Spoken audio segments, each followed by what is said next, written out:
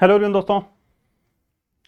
तो आज की क्लास में दोस्तों हम जानेंगे 26 नवंबर से रिलेटेड जो भी एमपी करंट अफेयर है उनके बारे में हम जानेंगे। इससे पहले मैं आप सभी को बता दूं, डेली मैं कोशिश कर रहा हूं आप सबको करंट अफेयर दिया जाए। साथ ही साथ हमारे एप्लीकेशन पे भी क्लासेस जो है वो शुरू हो चुकी है, जिसमें डेमो के तौर पे इसी यूट्यूब चैनल पे भी आपको लाइव सेक्शन पे जाके आप देख सकते हो। तो सबसे पहला पॉइंट है, पशुपालन और डेयरी विभाग की बैठक हुई है, जिसमें उद्देश्य क्या है दोस्तों, अपने मध्य प्रदेश में जो दूध का उत्पादन है ना, दूध का उत्पादन, इस दूध के उत्पादन को दोगुना करने के लिए जो समीक्षा बैठक हुई है, इसमें मध्य प्रदेश सरकार जो है वो क्या क्या करेगी। गोपालन को बढ़ावा देने के कार्य निरंतर कर रही है, दूध सहकारी समितियों की संख्याओं में वृद्धि कर रही है, इसके अलावा और भी चीजें जो है इन पे विकास की जा रही है। साथ ही साथ बड़ी भर्ती भी दोस्तों इनसे रिलेटेड जो है ये निकलने वाली है। क्या है वो मैं अभी आपको बताऊंगा।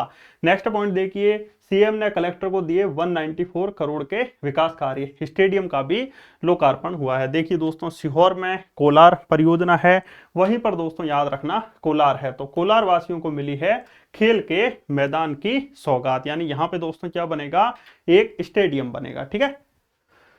हाँ, नेक्स्ट देखिए वही गोपालन को बढ़ावा देने के लिए डेयरी विकास, दूध उत्पादन बढ़ाएं, पशु चिकित्सा सेवाओं का भी किया जाएगा विस्तार। और सबसे बड़ी बात क्या है, 700 पदों पर नियुक्ति दोस्तों जो है वो जल्द ही आपको देखने को मिल जाएगी। ठीक है। तो ये इंपॉर्टेंट था। कर्मचारी चयन मंडल ने 500 सहायक पशु चिकित्सा क्षेत्र अधिकारियों के पदों की पूर्ति के लिए, मतलब ये वैकेंसी नहीं आई थी, देखा जाए तो इसकी नियुक्ति होगी दोस्तों। क्या होगी, 700 पदों पर नियुक्ति की जो कार्रवाई है वो अंतिम चरण में चल रही है। नेक्स्ट पॉइंट देखिए, अब सीधे मतदान करेंगे नगर पालिका अध्यक्षों का चुनाव। ये बहुत इंपॉर्टेंट है आज के पॉइंट ऑफ व्यू से। कैबिनेट की जो मीटिंग हुई थी दोस्तों, उसमें यह डिसीजन हुआ है कि जो नगर परिषद या नगर पंचायत होते हैं और जो नगर पालिकाएं होती हैं ना, उनके अध्यक्षों का चुनाव अब प्रत्यक्ष रूप से होगा। इसका मतलब अभी तक अप्रत्यक्ष रूप से हो रहा था, अब इन पदों का चुनाव प्रत्यक्ष प्रणाली से यानी सीधे जनता के वोट के माध्यम से होगा। देखो, त्रिस्तरीय नगरीय निकाय है, नगरीय निकायों को 74वां संविधान संशोधन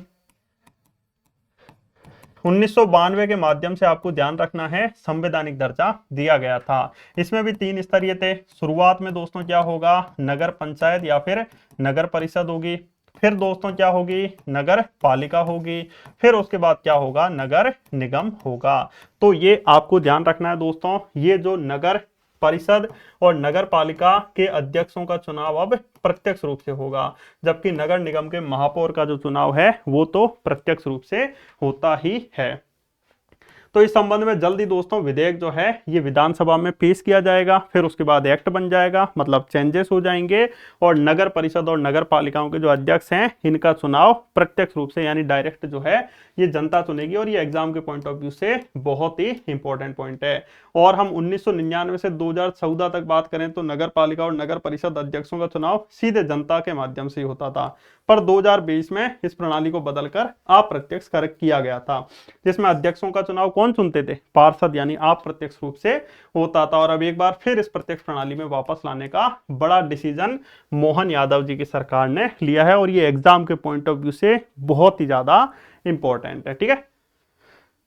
हाँ, उसके बाद देखिए अगली बैठक ये कह रहे हैं कि खजुराहो में होगा, उसमें केन बेतवा लिंक परियोजना को समर्पित ये की जाएगी। ठीक है। उसके बाद देखिए, हाँ, साथ ही साथ मैं आप सभी को बता दूं, विद्या सेतु ऐप आप गूगल प्ले स्टोर से इंस्टॉल कर सकते हो। यहाँ पर बहुत सारी सुविधाएं, डेली आपको क्विजेस मिलेंगे, पीवाईक्यूज, पीडीएफ आपको सारी यहाँ पर मिल जाएगी। ये फ्री प्रैक्टिस क्वेश्चन यहाँ पहुंच चुके हैं, तो आप एफएलटी यानी प्रैक्टिस के माध्यम से भी अपनी तैयारी कर सकते हो। और हमारे कोर्सेस और टेस्ट सीरीज भी लॉन्च हो चुकी है। ठीक है। नेक्स्ट पॉइंट है, गुणवत्तापूर्ण शिक्षा सुविधाओं को ध्यान में रखते हुए संदीपनी विद्यालय जो है इसका उद्घाटन उज्जैन के महाराजवाड़ा अभिसागर में हुआ था। अब 26 नवंबर 2025 को उज्जैन के महाराजवाड़ा में भी ये संदीपनी स्कूल खुल गया। संदीपनी विद्यालय पता है ना किसके नाम पे पड़ा, कमेंट्स में आप बताइए। नेक्स्ट है, मध्य प्रदेश सरकार का प्रण है कि श्रमिकों का सशक्तिकरण। अभी हाल ही में हाल ही में क्या, ये जो संबल योजना है ना, संबल योजना ये वरदान बनी है और श्रमिकों को 5 रुपए में बिजली का कनेक्शन मिल रहा है। जैसा कि आपको पता है संबल योजना मध्य प्रदेश सरकार के द्वारा 2018 में शुरू की गई। क्वेश्चन आ सकता है कि संबल योजना किससे संबंधित है, तो ये याद रखना बिजली कनेक्शन से संबंधित है। किससे? बिजली कनेक्शन से संबंधित संबल योजना हमें देखने को मिल जाएगी।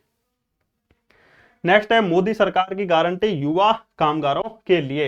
आपको पता है अभी 4 श्रम संहिताओं में चेंजेस किया गया है, जो श्रम कानून है कंपनी उसमें एक्ट में। तो सभी कामगारों को अब कहा गया कि समय पर न्यूनतम वेतन मिलेगा, अनिवार्य नियुक्ति पत्र मिलेगा, कैलेंडर वर्ष में यदि किसी ने 180 दिन काम कर लिया है तो वार्षिक वेतन सहित अवकाश का भी प्रावधान होगा, और निश्चित अवधि के कामगारों को स्थायी कामगारों के समान लाभ मिलेंगे, और सर्विस के 1 साल बाद ग्रेच्युटी का भी प्रावधान होगा। ठीक है, बहुत इंपॉर्टेंट है अभ्युदय मध्य प्रदेश। इसके तहत जो आहार अनुदान योजना शुरू की गई, इससे रिलेटेड एमपीपीएससी में क्वेश्चन पूछा जा चुका है कि जो आहार अनुदान योजना किसके लिए है, तो ये याद रखना विशेष पिछड़ी जनजाति, पर्टिकुलरली वल्नरेबल ट्राइबल ग्रुप्स के लिए है।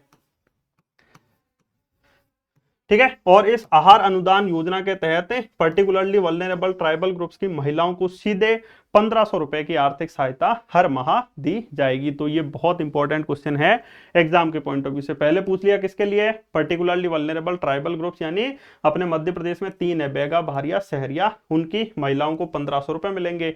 अब क्वेश्चन आ सकता है कि कितनी राशि दी जाती है, तो 1500 रुपए हो जाएंगे। ठीक है, तो आज की क्लास के दोस्तों ये अपडेट थे, और जल्द ही मिलते हैं नेक्स्ट क्लास में। सो थैंक यू फ्रेंड्स, जय हिंद, जय भारत।